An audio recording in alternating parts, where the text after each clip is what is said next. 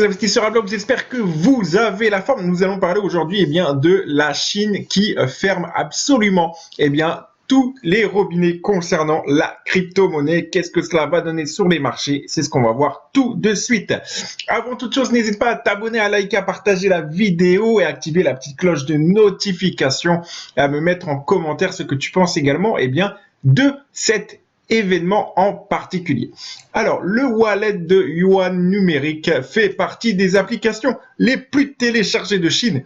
Faut savoir que le wallet de yuan numérique rencontre un succès colossal en Chine, ce qui est tout à fait normal, puisque de toute manière, il y a quelque part aussi une obligation à utiliser cette monnaie, puisqu'ils ne peuvent pas forcément en utiliser une autre. Donc, se retrouver sans moyen de paiement, ça serait très compliqué.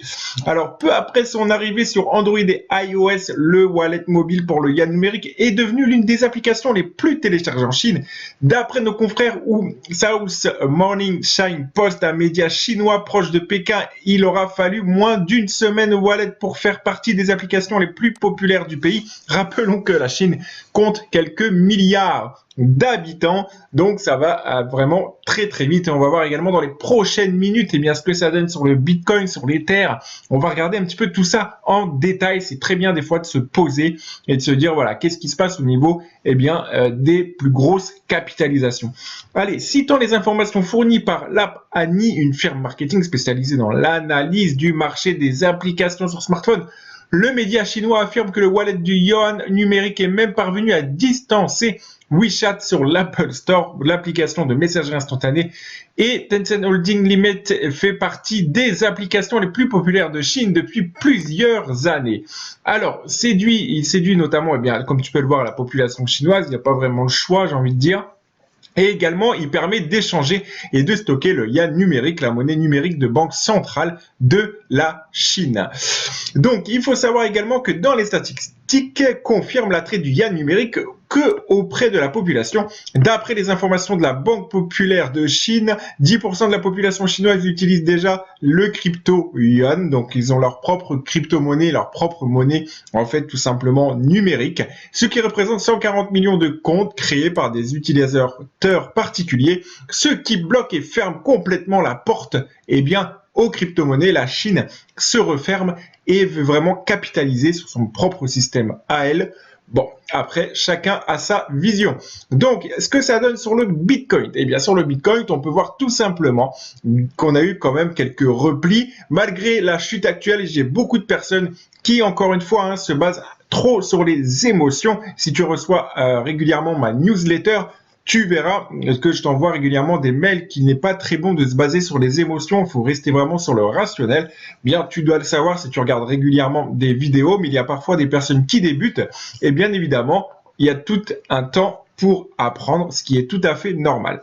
Donc, ce qu'on peut voir, comme tu peux le voir, on a eu de toute manière le cas. Il y a quelques mois en arrière, on a eu vraiment une grosse chute pour remonter. On arrive justement dans les plus hauts et là, on corrige. Donc, on est en train tout simplement de répéter un scénario qui se répète encore et encore, notamment que si on regarde sur un mois, donc on a eu la première chute énorme, puis une deuxième. On a pu anticiper justement cette chute bien avant tout le monde. Dès cette bougie, nous savions, donc avec un œil averti et en vous formant correctement, nous savions que cela allait se retourner très sévèrement et donc de prendre ses bénéfices à un point très précis.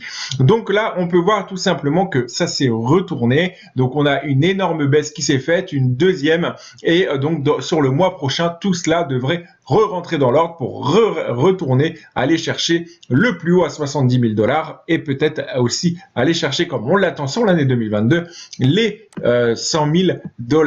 Sur l'Ether, il n'en est pas moins. On va regarder un petit peu ce que ça donne. Sur l'Ethereum, on peut voir ici tout simplement en un mois, voilà. Alors, j'aime bien regarder quand même sur du moyen long terme. On a beaucoup plus de vision. On va passer directement en un mois. Et en un mois, on peut voir la même chose. Donc, on a vraiment fait une grosse poussée. Ici, on a été 4300. On a redescendu complètement. C'était prévisible. Ensuite, on est remonté. C'était prévisible également. Beaucoup de signaux nous l'indiquaient. Et on peut voir tout simplement une diminution des volumes. Et sur l'Ether aussi, on devrait le mois prochain remonter si tout se passe bien. D'après moi, ce mois-ci, il va être quand même assez baissier pour pouvoir remonter. Ce sont des cycles, ni plus ni moins, voilà, qu'il faut attendre, et en aucun cas le marché des crypto-monnaies est mort, comme je peux beaucoup le voir sur les réseaux sociaux. Donc voilà pour cette vidéo.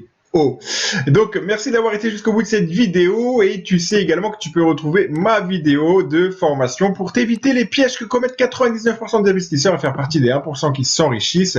Pour ça, tu le sais, tu peux retrouver ces liens en dessous de la vidéo ou sur le premier commentaire épinglé, ou également sur le canal Telegram.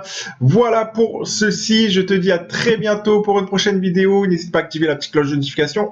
Ciao!